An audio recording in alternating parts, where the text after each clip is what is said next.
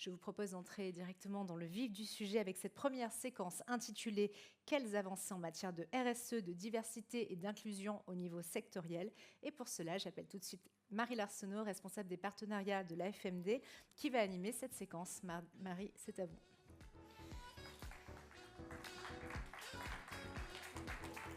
Alors, pour cette séquence, on aura également Amandine Breton, Impact Project Manager, Social Group Leader chez Advance, qui va nous rejoindre. Soyez la bienvenue, vous pouvez vous asseoir. Katia Marambert, DG Phare Propreté, Fédération des entreprises de propreté, hygiène et services associés. Voilà, vous pouvez vous asseoir. Et enfin, Béatrice Noëlec, directrice des relations institutionnelles et de la veille sociétale, Fédération de l'hospitalisation privée. Soyez la bienvenue, Béatrice. Je vous laisse vous installer. Marie, c'est à vous. Merci Annabelle. Bonjour à toutes et à tous. Bienvenue à cette 5e édition de la Semaine de l'entreprise responsable et inclusive. On était nombreux et nombreuses ce matin sur les premières prises de parole. Je sais que beaucoup de personnes nous suivent aussi à distance. Je suis donc Marie Larsonneau, je m'occupe des partenariats au sein de la FMD, l'Association française des managers de la diversité. Cet après-midi, on a souhaité croiser les regards entre différents secteurs pour répondre à plusieurs questions. Les organisations, les entreprises, selon leur secteur d'activité, avancent-elles toutes à la même vitesse, notamment lorsqu'il s'agit de piloter une stratégie diversité, inclusion et RSE? Comment, à partir des secteurs, est-ce qu'on peut aussi donner de l'impulsion sur ces différents sujets?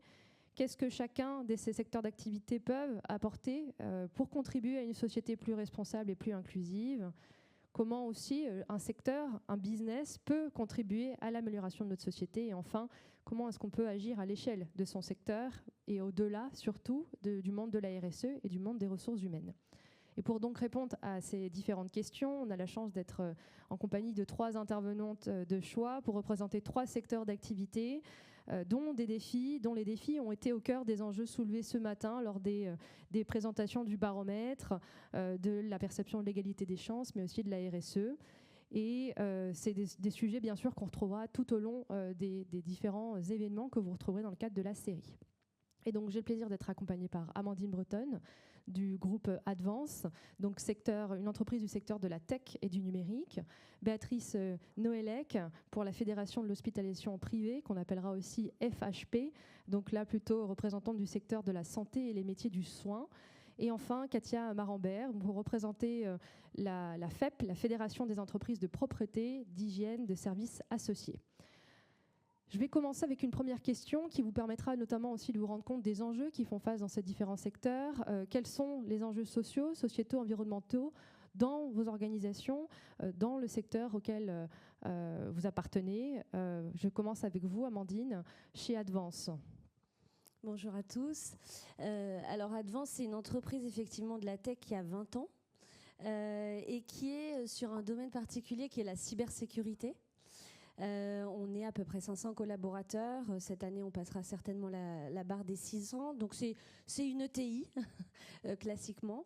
Nos enjeux en termes RSE, en fait, ils sont assez simples. Alors, j'aime souvent parler de notre président, Alexandre Fayolle, parce qu'en fait, il est un des rares entrepreneurs qui pense que l'entreprise est le meilleur véhicule pour apporter du bien aux hommes et à la planète.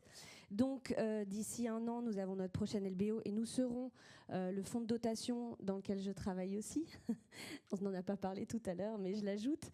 Sera actionnaire majoritaire de l'entreprise commerciale Advance, ce qui change beaucoup de choses, finalement, en matière de RSE, puisqu'elle est portée au plus haut d'une gouvernance. Donc, quand moi, en tant que chef de projet à impact, j'en réfère mon finalement N+2 et le président, vous imaginez bien que ça donne une légitimité à ces sujets. Nous, on a beaucoup de sujets. Donc, dans la cyber, évidemment, les sujets les plus importants au niveau de l'environnement, je ne vous le cache pas, qu'on manipule énormément de data. Chez nous, c'est 700 000 endpoints, donc 700 000 PC à sécuriser. Donc, c'est la big data. C'est très chronophage en termes de serveurs, etc. Et il n'y a rien sur le secteur. Donc, on y travaille avec des partenaires réseau. Donc, on en parlera, qui sont un petit peu vos homologues, Numéum, pour ne pas le citer, ou les cybercampus, par exemple. Et puis en termes social, alors là j'ai envie de vous dire c'est le vide intégral, puisque majoritairement nous avons le portrait robotype de la tech, mais alors encore pire dans la cyber. Hein. Donc c'est un homme blanc, 30 ans, sorti d'école d'ingénieur. Voilà, ça c'est mon étendard parce que moi je m'occupe de tout, donc je suis social group leader pour Advance, donc c'est vraiment mon sujet, j'espère qu'on en parlera plus du côté social. Tout à fait, donc des enjeux de compétitivité assez forts, vous l'avez dit, de recrutement aussi. Pour la Fédération de l'hospitalisation privée, Béatrice, est-ce que vous pouvez nous en dire un mot? Déjà, rappeler le rôle de la fédération et les enjeux auxquels vous faites face. Oui, merci beaucoup Marie. Et merci d'abord à toutes les organisatrices et tous les organisateurs de ce bel événement. Alors pour présenter rapidement la Fédération de l'hospitalisation privée, nous on rassemble les 1030, pour être précise, cliniques et hôpitaux privés de France. Et en fait, on est une des 3 grandes fédérations hospitalières de France à côté de la fédération publique et de la fédération privée associative. Et on se déploie, je dirais, sur tout le champ de la santé en France, la médecine, la chirurgie, l'obstétrique, les soins de réadaptation et la psychiatrie santé mentale. Alors on prend en charge environ 9 millions de personnes chaque année. Et alors c'est vrai que ça oblige, parce qu'effectivement, quand on regarde les études d'opinion, on s'aperçoit que la santé est devenue vraiment une des 3 priorités des Français, voire la priorité des Français. Et ça, c'est extrêmement, c'est extrêmement intéressant. Et ça nous oblige vraiment dans la promotion de notre rôle dans l'offre de soins. On représente à peu près 35% de l'offre de soins en France, donc c'est beaucoup. Et pour répondre à votre question, Marie, c'est difficile en 3 minutes de balayer l'ensemble des enjeux sociaux, sociétaux et environnementaux auxquels nous sommes convoqués, mais je voudrais en dire 3 en début et puis on reviendra. Le premier, clairement, c'est l'enjeu social, c'est l'enjeu des ressources humaines. Tous les acteurs de santé, vous le diront, ils sont confrontés, et notamment les établissements de santé, quel que soit leur statut, à des pénuries de professionnels de santé, notamment paramédicaux. C'est un vrai sujet. La question, c'est, avec la chronicisation des maladies, avec le vieillissement de la population, avec les besoins croissants de santé mentale, quelle société du soin on va bâtir demain et qui va nous soigner demain. Et ça, c'est un enjeu essentiel parce qu'effectivement, ça nous oblige à repenser nos enjeux collectifs d'attractivité dans les métiers de la santé, de retravailler peut-être aussi l'image, parfois très figée, parfois très obsolète qu'on peut avoir de ces métiers, de travailler aussi sur la montée en mixité des métiers du soin. Donc l'enjeu RH, c'est un enjeu majeur de plaidoyer pour nous. Le deuxième sujet, il est très partagé, je pense, avec le MEDEF, c'est d'asseoir une bonne fois pour toutes la légitimité des acteurs privés à remplir des missions de service public. Ça, c'est un sujet effectivement fondamental. On doit tous être partie prenante d'un grand service public de santé, tous accomplir des missions au service du patient, et les statuts finalement n'ont guère d'importance dans tout ça. C'est la raison pour laquelle d'ailleurs en 2022 on s'est doté d'une raison d'être, puis on s'est dit on ne veut pas en rester là parce qu'une raison d'être c'est bien mais c'est un peu proclamatoire, et donc on s'est mis volontairement sous l'égide de la loi Pacte, alors qu'on n'y est pas assujetti vu qu'on est une fédération, mais on s'est mis sous l'égide de la loi Pacte en se disant on va se doter d'un comité de mission et on va se donner un peu on va se donner un peu l'obligation d'agir sur des enjeux très concrets dans le domaine de la santé. Puis le troisième sujet, ça a été effleuré évidemment, c'est des enjeux environnementaux qui sont majeurs, à la fois parce que les établissements de santé engagent tous leur transition écologique. On a des sujets majeurs, l'empreinte carbone, l'eau, l'air, l'éco-conception des soins, de verdir le numérique, etc. Mais aussi parce que, évidemment, vous le savez bien, les sujets santé et les sujets environnement sont totalement corrélés. On ne peut pas parler de santé sans parler des déterminants environnementaux. Il y a d'ailleurs trop de cloisonnement entre les ministères sur ces sujets. Il faut faire de l'interministériel sur ces sujets parce que la santé, c'est pas quelque chose de compartimenté, c'est quelque chose qui engage de manière holistique l'ensemble des secteurs de la vie, de nos vies, le transport, évidemment, le logement, etc. Donc, essayez aussi, quand on peut, quand on n'est pas assujetti aux urgences avec le PLFSS qui arrive, d'avoir une vision en surplomb et d'être vraiment dans cette vision holistique de la santé. Merci Béatrice. Donc vous soulevez déjà 2 choses. Le rôle de la fédération comme rôle d'exemplarité, ou en tout cas montrer l'exemple en étant doté de cette raison d'être. Puis vous parlez de la corrélation entre les différents enjeux RSE au strict sens environnementaux et puis les enjeux plutôt sociaux et sociétaux. Côté Fédération des entreprises de la propreté, hygiène et services associés, qu'on appellera donc FEP, Katia, pouvez-vous nous rappeler déjà peut-être votre secteur, probablement on apprenne un peu plus sur la FEP, et puis les enjeux auxquels vous êtes confrontés.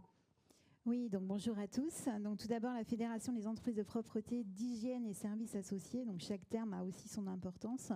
Et la principale organisation patronale représentative du secteur. Elle regroupe à peu près 3000 adhérents, soit 80% des salariés du secteur. Donc le secteur de la propreté a effectivement, vous donner quelques chiffres clés pour que vous puissiez vous représenter notre secteur. Donc tout d'abord, ce sont 15 000 entreprises en France, des entreprises de toute taille, des entreprises sur l'ensemble donc du territoire, à proximité des clients. D'ailleurs, dans la salle, je pense que vous avez quasiment tous une entreprise de propreté qui fait intervenir ses agents dans vos locaux, puisque nos entreprises interviennent effectivement dans tous les lieux de vie, de travail, de loisirs, donc au quotidien, pour garantir l'hygiène et la sécurité sanitaire, ce qui me rejoint ce que disait ma voisine tout à l'heure. Donc nous avons 15 000 entreprises de propreté en France qui représentent plus de 600 000 emplois. Donc voilà, ce n'est pas négligeable, et un chiffre d'affaires de 19 milliards d'euros en France actuellement. Pour revenir à la fédération a 3 grandes missions: promouvoir et défendre le secteur de la propreté, animer le dialogue social, mais également accompagner ses adhérents sur des actions concrètes et des projets. Donc parmi ces sujets, nos grands sujets qui vous parleront aujourd'hui, bien évidemment la RSE, la transition écologique, la RSE avec tous ces aspects sur lesquels on reviendra tout à l'heure, l'aspect environnemental, mais pas seulement, l'aspect social, sociétal et la gouvernance. Nous accompagnons un secteur de services basé sur l'humain, et donc ça c'est important effectivement de l'avoir en tête. Nous intervenons donc sur la RSE, l'égalité professionnelle, la diversité.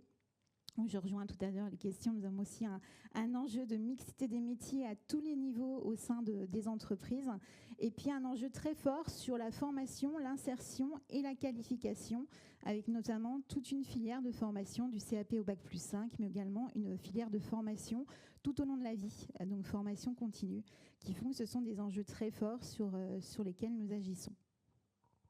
Merci Katia. Donc le point commun de vos 3 organisations, celles que vous représentez, c'est effectivement de vouloir agir pour améliorer la société quelque part, pour qu'elle soit plus responsable et plus inclusive. Et donc j'ai envie de vous poser la question, d'après vous, comment est-ce que les secteurs en tant que tels peuvent contribuer à cette amélioration sur les plans environnementaux, sociaux et sociétaux?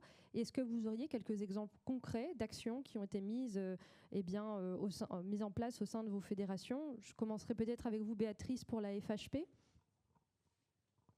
Oui, alors effectivement, améliorer la société, mais c'est d'abord, forcément, quand on s'occupe de santé, c'est d'abord remplir au mieux nos missions de soins, évidemment, et c'est ce que font nos adhérents à travers toute la France. C'est, pour reprendre le beau titre du livre de Mélisse de Kerangal que j'aime beaucoup, réparer les vivants, c'est déjà une grosse mission. Mais après, si on va au-delà, en fait, ça fait belle lurette que les établissements de santé ont cessé d'être des forteresses. Ce sont vraiment des lieux qui sont des lieux ouverts sur la cité. Et ce sont des lieux qui sont des réceptacles, évidemment, des maux de la société. Il n'y a pas une cloison étanche entre la santé et les maux de la société. Et sur des territoires où, malheureusement, beaucoup de choses ont été perdues, les acteurs de santé, ils sont là, et ce sont aussi, au-delà de leur mission, quand ils font de la proximité, quand ils savent coopérer entre eux, ce sont des acteurs aussi de la cohésion sociale. On a eu un moment qui était vraiment un moment alors, à la fois très difficile collectivement et en même temps facteur de vraie coopération, ça a été la crise Covid. Et nous, on plaide pour qu'on ne perde pas en fait cet esprit Covid qui doit être sanctuarisé et qu'on puisse effectivement encourager les acteurs à coopérer sans regarder le statut.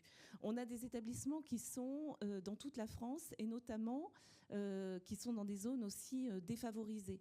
Ça, c'est très important aussi parce que finalement, on a un rôle qui va au-delà de la seule mission de soins. Il y a notamment tous les enjeux de la littératie en santé, c'est-à-dire de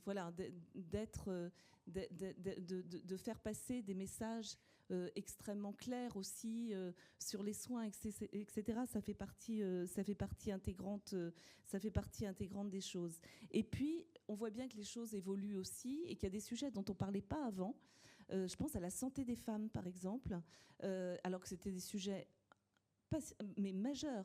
Et le fait d'avoir une approche genrée de la santé, c'était quelque chose qui n'était pas pris il y a encore quelques années. Aujourd'hui, on parle de ces approches genrées et finalement, on a des établissements qui sont aussi très, très engagés, notamment, je pense à l'endométriose, mais pas que. Voilà, on voit bien que ce sont des sujets aussi importants. On a signé une convention aussi avec une association formidable que vous connaissez sûrement, qui s'appelle Women Safe and Children, qui lutte contre les violences faites aux femmes et aux enfants. Et les établissements de santé sont des lieux, notamment les urgences, sont des lieux effectivement de repérage des violences. Et ça, c'est tout à fait important. Et puis un sujet sur lequel, et là aussi on a sûrement des correspondances à cette table, sur lequel on travaille beaucoup, c'est aussi la santé des soignants. Parce que c'est effectivement extrêmement important. Les ministères précédents, et j'espère que ça sera repris, et on avait été très contributifs aux travaux sur la santé des soignants, sur la lutte aussi contre les violences faites aux soignants. Vous avez vu également qu'il y a le MeToo hôpital qui a émergé. Tous ces sujets-là, effectivement, sont des sujets qui sont des sujets importants dont les acteurs doivent s'emparer, parce qu'encore une fois, au-delà des missions de soins, on est évidemment au cœur de la société et donc le réceptacle des mots de la société auxquels il faut répondre. Effectivement, Béatrice, donc le rôle de la FHP, c'est effectivement de pouvoir faire un portage politique et porter la voix donc des 1030 établissements qui sont au sein du réseau. Vous parlez aussi d'un rôle de partage de bonnes pratiques et on reviendra dessus justement après. Côté FEP, Katia, est-ce que vous pouvez nous donner un exemple d'action qui est portée au niveau de la FEP et qui permettra donc, on espère, de faire bouger les lignes au niveau du secteur ? Oui, donc effectivement, sur la question de la RSE, on a commencé à travailler sur le sujet depuis les années 2010, lorsqu'on parlait effectivement plutôt de développement durable. Et puis en 2018, nous avons fait une enquête auprès de nos entreprises de propreté pour savoir quelles étaient leurs dynamiques en matière de RSE. À partir de ça est née l'idée de créer un référentiel sectoriel des entreprises de propreté, donc un référentiel RSE, qui part vraiment des impacts et des enjeux du secteur de la propreté. Donc pour faire ce référentiel des entreprises de propreté, on a mis en place, qu'on aime bien au sein de la FEP, une démarche concertée et de co-construction, donc à la fois avec des entreprises, mais également des parties prenantes, des experts, également des institutionnels, afin de se pencher sur les impacts du secteur en matière de RSE. Donc ça a donné lieu à la création d'un référentiel sectoriel qui est en fait une grille de lecture de la RSE pour le secteur et qui s'articule autour de 18 engagements qui ont été effectivement collectivement retenus. Alors vous allez me dire, vous allez penser tout de suite à la question de l'environnement. Eh bien, c'est un des piliers, mais pas seulement. Donc, on a également tout un volet RH et engagement social. On a un volet sociétal, un volet gouvernance. Et ces 18 engagements se répartissent dans les 4 volets, mais par contre, ont été pondérés. Et donc, cette pondération a été décidée avec l'ensemble des parties prenantes et du comité de rédaction qui a été constitué pour se dire effectivement, chacun des 18 engagements, comment on le pondère. Et pour vous donner une petite idée, on a notamment le volet RH et engagement social pondéré à hauteur de 40%. Alors, à quoi sert ce référentiel ? Ce référentiel, c'est une grille de lecture, comme je le disais, un outil de référence avec la particularité qu'il s'adresse à toutes les entreprises de propreté, quelle que soit leur taille. Elles vont pouvoir le décliner. Comme il ne suffit pas effectivement de lancer une grille de lecture, on a lancé aussi une démarche. L'entreprise qui souhaite effectivement valoriser, faire plus d'actions ou mettre plus en valeur des actions RSE peut soit travailler sur le référentiel de manière autonome, soit être accompagnée via des formations.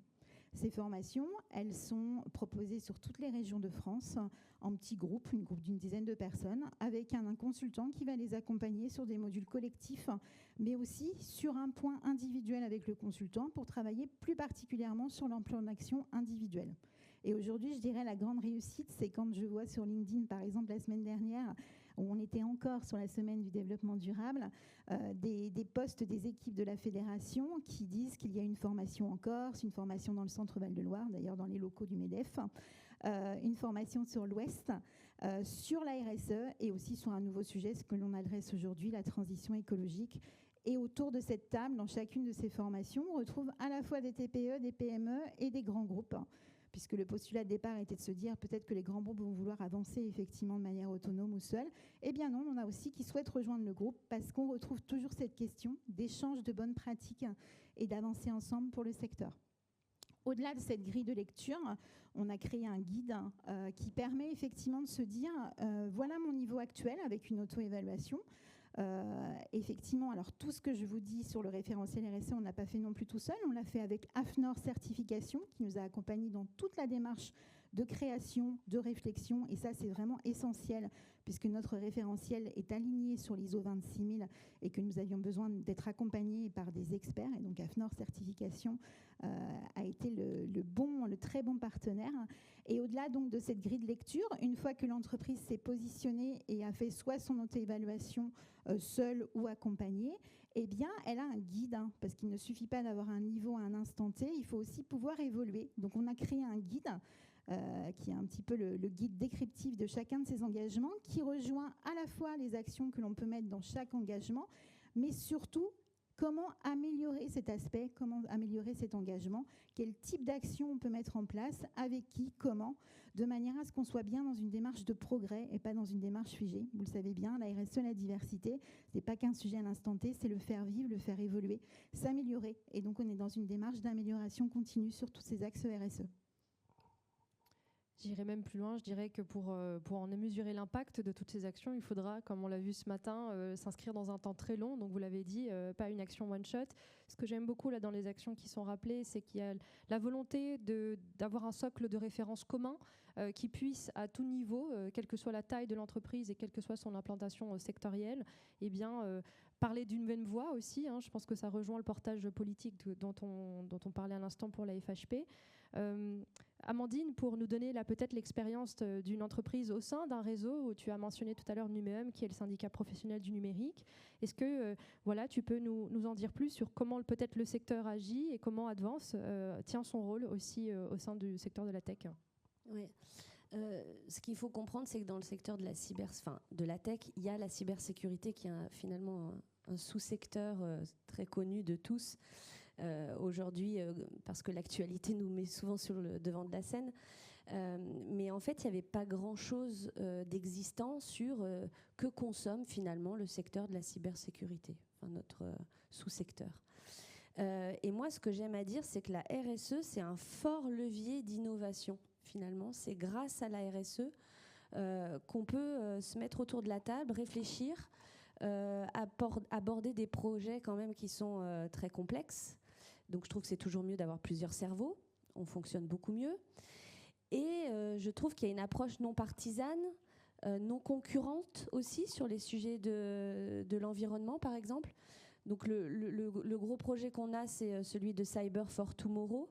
En fait, il faut savoir qu'on ne sait pas aujourd'hui, ou très peu, on commence à savoir grâce à ce groupe de travail, donc porté par un syndicat Numéum, avec deux acteurs, notamment Wavestone et aussi Advance, qui sont a priori concurrents sur leurs marchés commerciaux. Donc je trouve ça assez génial de pouvoir contribuer pour la planète. Et l'ADEME, qui est notre référent sur ce sujet, et de devoir mesurer, en fait, c'est quoi quand on met des règles de cybersécurité qui sont des règles, alors vous ne connaissez pas forcément, mais NIS 2, voilà, nous c'est un peu notre étendard aujourd'hui. Et comment on prend cette règle et finalement on réfléchit autour de la table à, ok, et comment on va mesurer? Alors qu'on ne sait pas aujourd'hui mesurer. Donc à quel capteur on va mettre à la sortie d'un serveur, sur les ordinateurs, etc. Et ça c'est fabuleux parce qu'en fait ça permet vraiment cette innovation-là. Donc Cyber for Tomorrow, c'est vraiment l'exemple qu'on a aujourd'hui sur l'aspect environnement. Est-ce que tu veux que je parle d'un sujet social? Peut-être, oui, une collaboration, il me semble, avec Simplon Microsoft, parce que tu parlais à l'instant de cerveaux plus diversifiés. Est-ce que tu peux nous en dire plus? Ouais. Alors ça, c'est un programme que j'ai porté il y a 2 ans quand je suis arrivée chez Advance. Moi, je travaillais avant chez Simplon, qui est une entreprise sociale et solidaire. Qui essaye en tout cas de diversifier les profils dans la tech. Et quand je suis arrivée chez Advance, j'avais pour mission de monter, et je l'ai toujours d'ailleurs, une académie inclusive de la cybersécurité. Vaste sujet. Donc on y est, on est aux prémices d'eux, et on l'a commencé avec ce programme-là. Donc Microsoft France a lancé toute l'ingénierie pédagogique dont a mis de la ressource, qui est Arnaud Julmelet. D'ailleurs, si vous voulez en savoir plus sur ce retour croisé de 3 partenaires donc que sont Microsoft, Advance et Simplon, on fait un webinaire vendredi matin. Pour raconter un peu le Rex de cette aventure. Quand je suis arrivée chez Advance, sur le sujet d'inclusion, il n'y en avait pas, hein, c'est très clair. On recrute plutôt donc des ingénieurs, plutôt par cooptation. C'est à peu près 30% de nos effectifs, c'est par cooptation. Donc c'est très avantageux pour un service RH. En revanche, sur le sujet de la diversité, ça peut poser question. Et donc on est arrivé avec, alors là on a cassé tous les clichés, parce qu'on est arrivé avec un programme qui était sur un bac+3, donc on n'est plus du tout sur un profil ingénieur. On est sur un programme avec des personnes qui se sont inscrites dans le programme mais sans avoir de prérequis, sous format alternance, donc qui allait arriver dans l'entreprise avec, alors on a un partenariat avec Pôle emploi, puisqu'il y avait une période de 3 mois de formation intensive pour arriver quand même avec quelques compétences sur le métier. Mais pour nos équipes en interne, c'était quand même très différenciant. Moi, je disais très innovant, mais eux, ils disaient que c'était bouleversant parfois, parce que comment on va faire ? Donc l'idée, c'est pas de le faire, c'est surtout que ça dure, que ça marche. Donc on est au 15e recrutement. Alors ça paraît pas beaucoup, mais pour nous, c'est quasiment 30% de nos recrutements en alternance qu'on dit inclusifs, donc c'est beaucoup.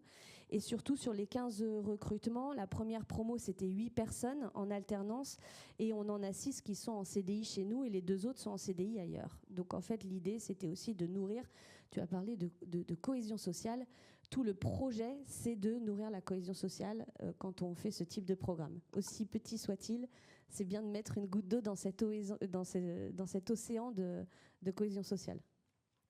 Merci Amandine. Je me retourne vers Béatrice pour nous parler du rôle de la fédération, notamment pour un passage à l'échelle et un changement d'échelle. Est-ce que, je crois qu'il y a 2 sujets sur lesquels j'aimerais vous entendre, la question des maternités et puis de la santé mentale.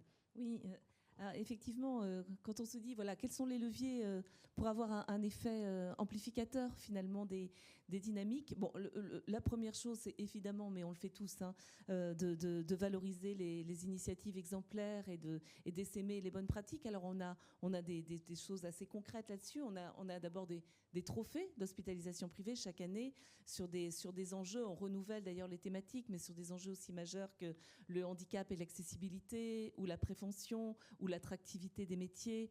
On essaye de mettre en lumière, en tout cas, des initiatives et de les mettre en partage à l'ensemble de l'écosystème, en fait, en réalité, en espérant jouer à un moment donné, si on peut, un rôle un peu inspirant. Le deuxième sujet, c'est sans doute de parvenir à imposer des débats dans le débat public, des sujets dans le débat public, qui nous paraissent d'intérêt général. Et clairement, le sujet du service public de santé, qui soit un service public de santé vraiment inclusif de tous, au-delà des statuts, ça nous paraît un sujet, pour le coup, majeur pour favoriser la fluidité du parcours patient, les complémentarités sur les territoires, parce que sinon on n'y arrivera pas. Et puis aussi, un troisième sujet, c'est de démonter les fake news, et il y en a beaucoup, pardon pour cet anglicisme, mais en tout cas, toutes les représentations erronées qu'on peut avoir, sur notre secteur et sur notre rôle. Donc on a des choses effectivement qu'il convient de poser. Et puis en santé, parce qu'évidemment les théories complotistes sur la santé fait je dirais les belles heures des théories complotistes variées, et que là aussi c'est important de situer des choses. Alors pour donner 3 illustrations concrètes, effectivement, les maternités, là vous savez il y a tout ce que le ministre à l'époque de l'enfance avait impulsé et qui était remarquable, qui était effectivement cette notion des 1000 jours qui maintenant, c'est dire qu'on progresse, est vraiment installé aujourd'hui dans le paysage, c'est-à-dire les 1000 jours de la grossesse et de la petite enfance qui sont des jours essentiels. Et donc cette notion des 1000 jours, effectivement, les maternités s'en sont emparées. Donc il y a à la fois une notion environnementale, par exemple la lutte contre les perturbateurs endocriniens et les produits bourrés de parabènes, etc. Moi, juste un petit clin d'œil, mais moi, je suis allée à 5 ans d'intervalle dans la même maternité, pour les mêmes raisons. Le rapport aux perturbateurs endocriniens, aux produits, etc., avait totalement changé. Donc, on voit bien que les choses changent. Et puis, sur un sujet plus sociétal, tout ce qui est le rôle fondamental des maternités, sur la prévention de la fragilité du lien parent-enfant, je dis bien parent-enfant, je ne dis pas mère-enfant, parce que ça soit des choses partagées. La prévention, quand on sait par exemple que la prématurité est un facteur énorme de fragilisation du lien, on voit bien que tout ça, voilà, cette notion-là de maternité. Les maternités ont beaucoup repensé leur rôle et nos maternités privées ont beaucoup travaillé sur tous ces enjeux-là en lien avec les 1000 jours. Alors, il y a évidemment aussi dans les soins médicaux et de réadaptation tout ce qui est fait en matière de prévention. Et puis, évidemment, la santé mentale. Cette année, c'est la grande cause nationale santé mentale annoncée par le Premier ministre. C'est un sujet majeur, avec un coût social, sociétal et économique colossal. Et en fait, on estime effectivement qu'un nombre très conséquent de personnes dans une vie sera touché par un problème de santé mentale. Donc c'est un sujet sociétal majeur qui, en même temps, avec des progrès d'innovation colossales qui se profilent, et puis là aussi des nécessités de changement de regard, de déstigmatisation, et on voit bien que les établissements de santé mentale aussi repensent leur mission à l'aune effectivement de ces évolutions incroyables et de ce sujet qui est un sujet de société majeure. Alors petit parce qu'on est en pré-PLFSS, mais quand on a parfois des réformes qui sont proposées, des réformes de financement qui vont justement à l'encontre du financement des activités nouvelles, etc., on est un tantinet contrarié. Mais ça, c'était le petite référence à plus court-termiste, et je vous prie de m'en excuser. Vous êtes pardonnée, Béatrice. Il y a un sujet qu'on avait évoqué aussi lors de la préparation, qui était de la prise en compte de la diversité de profils qui peut aujourd'hui se retrouver finalement dans les établissements d'hospitalisation, qu'ils soient d'ailleurs privés ou publics, et donc la manière aussi d'appréhender et d'avoir des différences de traitement des individus en fonction de leur profil. Je sais qu'à la FEP, il y a également une volonté de pouvoir accompagner tous les profils qui sont aujourd'hui salariés, agents au sein des entreprises de propreté. Je crois, Katia, qu'il y a donc plusieurs programmes sur lesquels vous avez notamment travaillé depuis de longue date, et puis aussi plus récemment, à savoir l'illettrisme et l'électronisme, savoir lutter contre. Comment ça s'est déployé, ces programmes-là, au sein de la FEP ? Voilà, donc effectivement, dans les actions, nous avons plusieurs cibles des actions. Bien évidemment, les entreprises pour les accompagner, comme je le disais tout d'abord au début, avec notamment des formations sur la non-discrimination, la diversité, qui sont accessibles en e-learning à tout le monde, donc pour les entreprises et pour leurs équipes. Et puis, effectivement, pour accompagner le public, les salariés des entreprises de propreté, nous avons aussi des actions un peu plus directes à leur rencontre, puisque nous avons effectivement, depuis 2012, des dispositifs de branche sur la question de l'illettrisme, des dispositifs qui sont contextualisés au secteur de la propreté, donc comme la maîtrise des compétences clés de la propreté, ou CLEA, contextualisé propreté, je pense que beaucoup d'entre vous connaissent CLEA, qui permettent de repartir des bases, des fondamentaux, de la lecture, du calcul, appliqués au secteur professionnel, afin que ça puisse être aussi un levier d'insertion dans l'emploi. Donc ça, ce sont des dispositifs qui ont touché plus de 5500 personnes depuis 2012, avec des sessions qui sont notamment organisées par les entreprises, avec des organismes de formation. Et puis nous avons un projet là qui est porté par la Fédération et le Phare Propreté et le Fonds d'innovation, qui concerne l'électronisme. Alors pour ceux qui ne connaissent pas, l'électronisme, c'est la version numérique, donc comment on s'acculture au numérique. Donc ça, c'est un projet que nous avons lancé en expérimentation l'année dernière, un projet là aussi co-construit. Donc nous avons réfléchi avec des entreprises de toute la France avec un partenaire, donc des entreprises de toute taille, qui ont accepté que leurs agents de propreté soient des pilotes, soient des testeurs de modules qui sont en ligne, mais c'est une démarche semi-accompagnée. Donc il ne s'agit pas de laisser la personne qui ne maîtrise pas le numérique sur un ordinateur, mais au contraire de l'accompagner avec des ambassadeurs sur des modules. Donc on est parti de 4 modules et puis finalement on en a créé 6 parce qu'on a eu de la demande. Et ces modules, ils vont aller, je dirais, à la fois répondre à des besoins professionnels, mais aussi servir dans la vie personnelle. Donc je vous donne des exemples. Créer un email, accéder à un coffre-fort électronique sur lequel on peut retrouver par exemple son bulletin de salaire, ce qui est quand même très d'actualité. Faire une recherche sur Internet, comme par exemple chercher un itinéraire pour se rendre sur un site client. Je rappelle que nos agents n'interviennent pas sur le site de l'entreprise de propreté, mais bien, par exemple, chez vous, sur les sites clients. Donc, c'est également la sécurité informatique, puisque les agents nous ont remonté leurs difficultés quand ils voyaient une petite fenêtre, vous savez, la fameuse fenêtre, accepter les cookies ou pas. Pour eux, c'était bloquant. Donc, on a aussi développé un élément là-dessus. Vous parliez de cybersécurité, on a aussi parlé de la protection des données, est-ce qu'on accepte ou ce qu'on n'accepte pas, parce qu'il y a aussi une grosse crainte.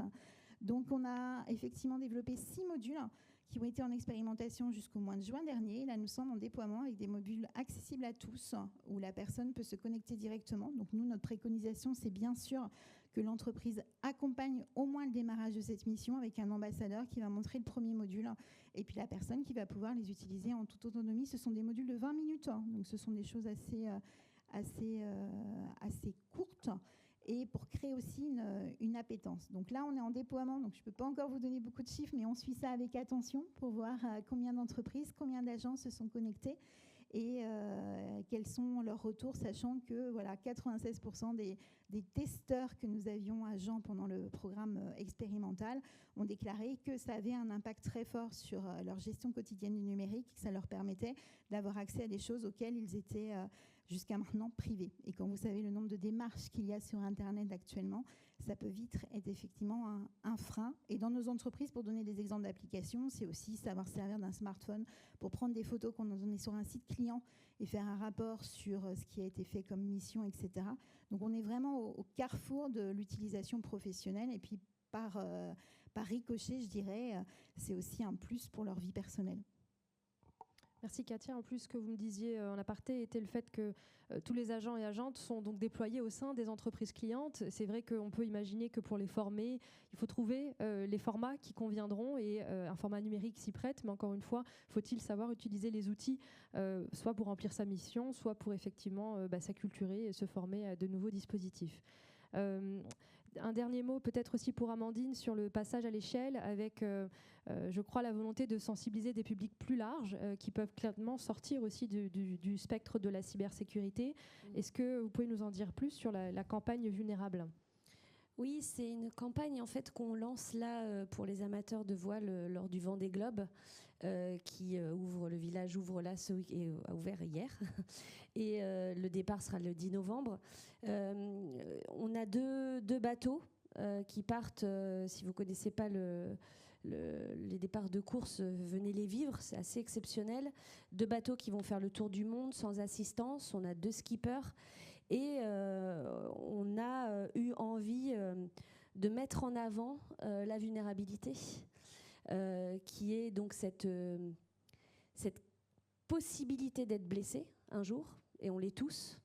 Et donc c'est ce changement de regard dont vous parliez tout à l'heure sur la société, en mettant sur 2 grandes voiles d'IMOCA, un IMOCA c'est énorme, c'est vraiment très très haut, le mot vulnérable, pardon, sur 2 bateaux qui vont être sur une course à la performance.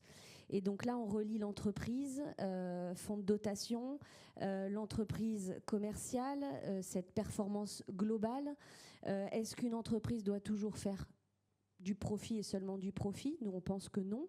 Donc cette campagne-là est annoncée, en tout cas, elle est lancée là pour le Vendée Globe. On a un corner, si vous passez au Sable d'Olonne, pour vivre la vulnérabilité, vivre une expérience sensorielle, émotionnelle, venir vous nourrir aussi de parcours qui ont traversé des zones de vulnérabilité pour comprendre et changer de regard sur la vulnérabilité. Et la vulnérabilité, finalement, en fait, c'est un peu notre campagne aussi à nous au sein d'Advance, où on va mettre l'environnement, parce que notre planète est vulnérable, on le sait, le social et la gouvernance. Donc rejoignez-nous. Merci. Vulnérable.org. Vraiment très recommandable cette course du Vendée Globe, si vous ne l'avez pas déjà expérimentée. J'ai une question. Alors, vous avez déjà abordé des pistes de projets, d'initiatives qui marchent, qui portent aujourd'hui leurs fruits. J'ai envie de vous entendre peut-être sur ce qui fonctionne moins, des choses que vous avez pu tester, expérimenter, qui ont là peut-être moins fonctionné, ou qu'est-ce qui vous manque aujourd'hui pour transformer durablement soit votre organisation, soit à l'échelle de votre secteur. Qui veut commencer à répondre à cette question? Alors, il n'y a pas de piège, c'est simplement voilà, qu'est-ce qui vous manque aujourd'hui? Ou je peux peut-être commencer par vous, Katia. Vous parlez donc depuis le début de plusieurs projets qui sont aujourd'hui en déploiement. Simplement déployer et s'assurer qu'il sera pris en compte tel ou tel programme par toutes les structures, c'est là le premier défi. Qu'est-ce qui manque aujourd'hui pour toucher et réussir à faire en sorte que toutes les entreprises du secteur de la propreté s'approprient ces différents sujets? Alors, je dirais que le postulat de base, c'est bien évidemment de faire des contraintes un vrai levier d'action pour toutes les entreprises, pour elles, mais aussi vis-à-vis de leurs clients, puisqu'on est dans une relation de service. Nous, aujourd'hui, on essaye de plus en plus d'aller vers former des animateurs qui vont déployer. Donc là, on a une formation sur la transition écologique. On a notamment un jeu de société où on forme un animateur qui va utiliser ce jeu pour venir animer des sessions dans l'entreprise. Il reste encore beaucoup à faire pour que les entreprises s'approprient. On identifie les besoins, on conçoit, on diffuse. Après, il faut encore effectivement avancer sur la diffusion. On a aussi besoin de l'échange de bonnes pratiques pour se confronter aux autres secteurs, aux bonnes idées, notamment sur la question de l'attractivité des métiers, où on a un vrai sujet, où on teste des conférences dans les collèges, dans les lycées, des semaines nationales, la semaine nationale des métiers de la propreté. Mais on est aussi très preneur de bonnes idées, de bonnes méthodes. Il n'y a pas une méthode. On essaye, on teste, on engage nos entreprises à se servir de tout ce qu'on crée, mais il ne suffit pas d'avoir des outils, il faut aussi avoir la méthode, il faut aussi avoir les arguments pour que ça devienne leur sujet, même si ça évolue. La RSE, maintenant, ça fait quand même un certain nombre d'années. La transition écologique, c'est plus récent pour nous. Mais voilà, en tout cas, on est preneur de bonnes idées, de bonnes pratiques pour pouvoir avancer sur tous ces sujets. Donc un enjeu sur la diffusion. Béatrice, côté secteur santé, oui, les enjeux à venir. Elle est très intéressante, votre question, parce qu'en fait, on a rarement ce genre de questions en réalité. On fait toujours, et c'est normal, la promotion de ce qu'on essaie d'impulser. C'est intéressant de regarder aussi ce qu'il peut y avoir en creux. Je pense que en tout cas, ça serait très intéressant pour le secteur, mais aussi pour le système de santé. Je vais essayer de répondre de manière liée. Sans doute de progresser sur la mesure de l'empreinte territoriale des établissements de santé, parce que les établissements de santé, ils sont offreurs de soins, ils sont créateurs d'emplois, ils contribuent aussi, on en parlait, à la cohésion sociale. Donc il y a certainement vraiment matière à objectiver davantage cette empreinte. Et puis, qu'est-ce qui manque? Ça tient en quelques phrases. Ça serait, voilà, dans un monde idéal, latéraliser les dogmatismes pour coopérer autour de l'accès aux soins, remédier au cloisonnement du système de santé, cloisonnement ville-hôpital, les cloisonnements sanitaires, médico-social, les cloisonnements public-privé. Donc ça, c'est très important. Je disais, renouer avec l'esprit Covid. Et puis aussi, intégrer pleinement, et ça, on y travaille. On a fait une étude là-dessus en 2022 sur la place et le rôle du patient et sur la prise en compte de l'expérience patient pour orienter la prise en charge thérapeutique au niveau individuel et pour augmenter la qualité et la pertinence des soins au niveau collectif. Et c'est bien parce qu'on avait près de 70% des établissements qui avaient initié des démarches en matière de mesure de l'expérience patient pour enrichir les pratiques, vraiment en lien avec les professionnels de santé, etc. Donc là aussi, on voit qu'il y a des choses qui bougent et mais on va encore aller plus loin. Et puis, alors, il y a une vision très partagée. Et ça, on parle au MEDEF. Je pense que le MEDEF ne pourra qu'être d'accord. Et d'ailleurs, on a porté ensemble, dans le cadre du comité des acteurs de santé du MEDEF que préside mon président, Lamine Garbi, comité qui réunit des offreurs de soins, des complémentaires, des industriels. On a porté une tribune commune dans la presse sur une vision de long terme et sur la pluriannualité en santé.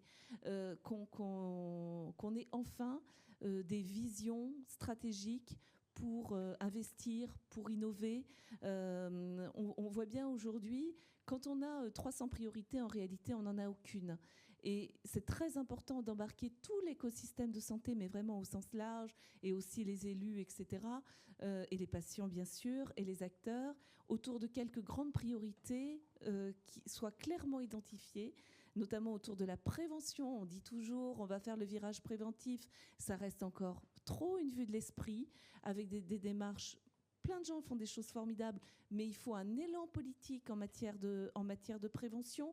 Il faut de la stabilité politique. Il faut qu'on soit vraiment tous engagés là-dessus. Donc je pense que là-dessus, sur cette vision de long terme, cette vision de pluriannualité, non seulement financière, mais surtout stratégique, c'est absolument fondamental. Et puis pour terminer, évidemment, les enjeux de ressources humaines, le social, qui va nous soigner demain. Et puis peut-être pour finir avec, dans un monde de la santé qui va être vraiment au carrefour d'innovations formidables, il y a aussi un questionnement éthique et on va être sans doute de plus en plus convoqués. Il faut qu'on soit prêt aussi à répondre aussi à ces interrogations éthiques. Parce qu'évidemment, c'est indissociable. On a le projet de loi fin de vie qui devrait revenir prochainement. On voit bien qu'on ne peut pas rester en marge de ces sujets. Ce sont des sujets évidemment essentiels. Et donc, voilà, corréler effectivement à la fois les questionnements éthiques et puis les avancées technologiques et des innovations incroyables auxquelles le monde de la santé, qui vont venir irriguer le monde de la santé, c'est bien sûr fondamental. Merci Béatrice. Donc effectivement, ce que je retiens aussi, c'est l'idée de sortir des lignes de nage entre acteurs d'un même secteur, mais vous avez donné des exemples, les patients, les industriels, les établissements en tant que tels, et puis bien sûr les pouvoirs publics. Amandine, est-ce que côté secteur du numérique et de la tech, du cyber, il y a des choses qui fonctionnent déjà bien, mais qu'est-ce qu'il faudrait faire pour aller plus loin? Qu'est-ce qui manque aujourd'hui? Moi, je vois deux choses. Il y a un terme qu'on utilise beaucoup sur la partie D&I, c'est celle de l'intersectionnalité. Quand vous évoquez le cloisonnement, je pense que l'enjeu majeur de tout, c'est qu'en fait, on voit que tout répond à un, qui est du coup la planète et les hommes. Donc cette intersectionnalité entre tout ce qui se joue dans une politique RSE, c'est ça finalement le fin mot de l'histoire, c'est comment on va arriver à imbriquer. Je vous donne un exemple très concret. On a fait un baromètre pour faire un audit, parce que nous on est très humble et très modeste sur ce qu'on fait. On commence, donc ça fait 1 an qu'on adresse les sujets de la RSE. Le baromètre à la question quelle serait la contrainte d'une politique D&I pour vous, nos collaborateurs, à plus de 25%, donc un quart c'est beaucoup, ont répondu de la contrainte, de la complexité et de la contrainte. Important d'avoir les deux ensemble. Alors que le bench est à 9%. Donc on sait que chez nous, on a un enjeu, pas de simplification ou de simplifier les choses, parce que de toute façon, tout sera complexe dorénavant. Mais c'est comment on accompagne cette complexité, comment on y travaille d'ailleurs avec Tanguy dans le GT, on en parlait la semaine dernière, le GT manager inclusif, le management inclusif. Effectivement, tout va être complexe. Alors comment on peut accompagner? Ça, c'est un enjeu. Le deuxième enjeu, c'est le monde des affaires. Alors là, je lance un pavé dans la mare, j'ai le droit, j'ai encore un peu de temps. Nous, notre président Alexandre Fayolle, il a toujours dit « le monde des affaires ne m'intéresse pas ». Ça fait 20 ans qu'il est chef d'entreprise et 20 ans qu'il le dit. Lui, ce qui l'intéresse, c'est d'avoir une prise, d'être vraiment un facilitateur du changement. Et donc, il y a cette question de l'entrepreneuriat, du véhicule entreprise, jusqu'où il va, quelles sont ses frontières. Nous, on est parti du principe qu'il n'avait pas de frontières. Donc, l'enjeu majeur, ça va être d'essayer de réfléchir à un monde des affaires qui soit différent, et notamment sur la question des dividendes. sujet sur lequel on travaille en termes RSE, les dividendes sociaux, les dividendes environnementaux, et évidemment les dividendes financiers. Le jour où, et nous c'est notre objectif chez Advance, le jour où on a un institut hospitalier que l'on sécurise et on est en mesure de produire une facture en disant en achetant vos services chez Advance, vous aurez sur votre facture le coût et en même temps le dividende social on va vous rétrocéder par rapport aux actions que nous avons faites, le dividende environnemental. Là on est dans un changement de paradigme du monde des affaires et c'est ce vers quoi on veut aller et ça c'est un vrai enjeu. Merci Amandine. J'aimerais bien entendre la salle, peut-être vos réactions à nos 3 intervenantes. Voilà, on a 5 minutes devant nous, donc des micros vont circuler. N'hésitez pas à lever la main bien haut, que je vous vois, qu'on vous voit toutes et tous. Et on a une question au centre de la salle. Monsieur, si vous voulez bien la lever, la main, voilà, super, un micro arrive.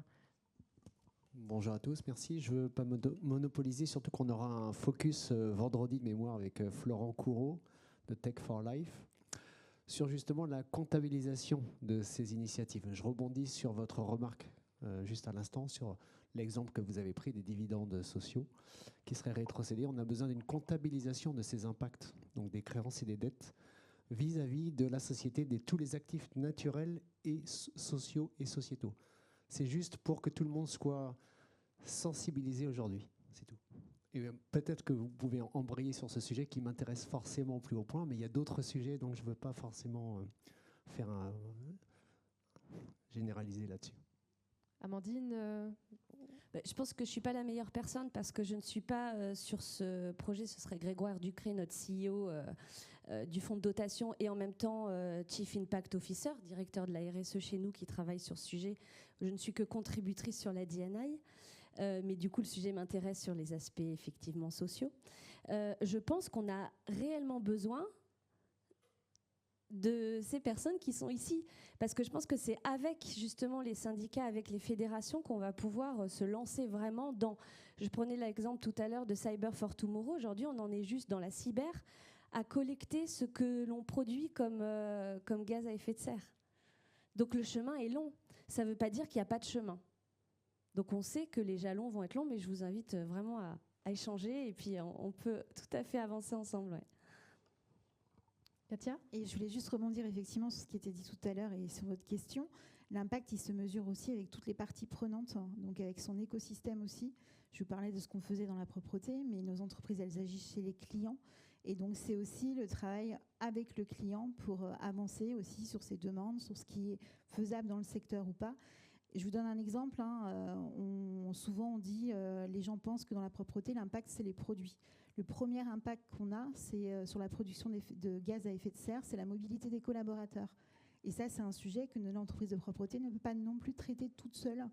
Donc, c'est aussi un ensemble de sujets à travailler plus largement avec tout le monde. Mon micro, j'en ai 2. Pour rebondir sur ce qui vient d'être dit effectivement sur cette notion de partie prenante, c'est extrêmement intéressant de voir que parfois on peut se déployer sur des enjeux extrêmement différents et en fait être confronté véritablement absolument aux mêmes problématiques. Au sein du comité des acteurs de santé du MEDEF, donc il y a bientôt 3 ans, c'est très intéressant de voir. Là, on a eu une réunion il n'y a pas longtemps. Et finalement, on avait tous à la fois les mêmes griefs et les mêmes revendications. C'est de dire finalement, on a parfois des décisions prises, soyons honnêtes, qui sont largement en apesanteur des réalités des acteurs de terrain. On ne va pas se mentir. On a parfois des visions extrêmement court-termistes et des arbitrages extrêmement lapidaires, sans concertation, qui viennent percuter effectivement ce qu'on peut proposer. Et donc bâtir des plaidoyers communs autour notamment de visions stratégiques, autour de notions de pluriannualité, autour de notions RSE. On a signé en décembre 2023 une convention de planification écologique au sein du système de santé avec vraiment un très très large éventail d'acteurs de santé. On voit bien que ce sont des dynamiques qui ne peuvent être que collectives et que donc être dans cette vision se voir comme finalement un maillon de tout un maillage de parties prenantes, et en santé, effectivement, entre les autres fédérations, parce qu'il y a 5 fédérations, j'ai cité les 3 principales, mais il y a aussi des fédérations plus thématiques. Il y a Unicancer, sur toutes les problématiques de cancérologie, et la FNEAD sur l'hospitalisation à domicile. On doit porter évidemment des choses communes auprès de la puissance publique. C'est fondamental, mais on ne doit pas oublier les associations de patients non plus, parce que les associations de patients, tout le maillage des associations de patients, des patients, que ce soit les représentants des usagers, les patients experts, les patients partenaires, ils ont un rôle majeur à jouer. Les think tanks en santé, bien entendu, qu'il faut aussi irriguer, parce que ce soit les think tanks généralistes, alors il y a les think tanks santé, mais tous les grands think tanks généralistes, à commencer par l'Institut Montaigne, déploient aujourd'hui et depuis plusieurs années des réflexions sur la santé, parce qu'ils ont évidemment compris que c'était un enjeu tout à fait majeur, et que c'est comme ça, en étant aussi, en tant que fédération, en s'efforçant d'être le plus contributif possible à la réflexion collective. Bien sûr, on a des enjeux sectoriels, mais il faut aussi porter des enjeux collectifs d'intérêt général, pour être un peu, une terminologie peut-être un peu pompeuse, mais en tout cas des choses qui peuvent être éminemment partagées par tout l'écosystème. Merci Béatrice. Merci monsieur pour votre question dans la salle. Je vois l'heure qui tourne, et en même temps je voudrais vous remercier toutes les 3 pour vos témoignages. Je retiens plusieurs choses. Déjà, je retiens que vous êtes toutes les 3, ces 3 organisations sont adhérentes du MEDEF et de la FMD. Donc pour moi, c'est le symbole comme quoi vous êtes dans cette envie de partage, de mise en commun à la fois des problématiques et des pratiques, que c'est effectivement en fédérant, et c'est bien là le rôle des fédérations, qu'on arrivera à embarquer le plus de parties prenantes dans cette course, et surtout agir bien collectivement vers ce but commun qui est, encore une fois, et c'est le thème de notre semaine, une société plus responsable et plus inclusive. Merci mesdames.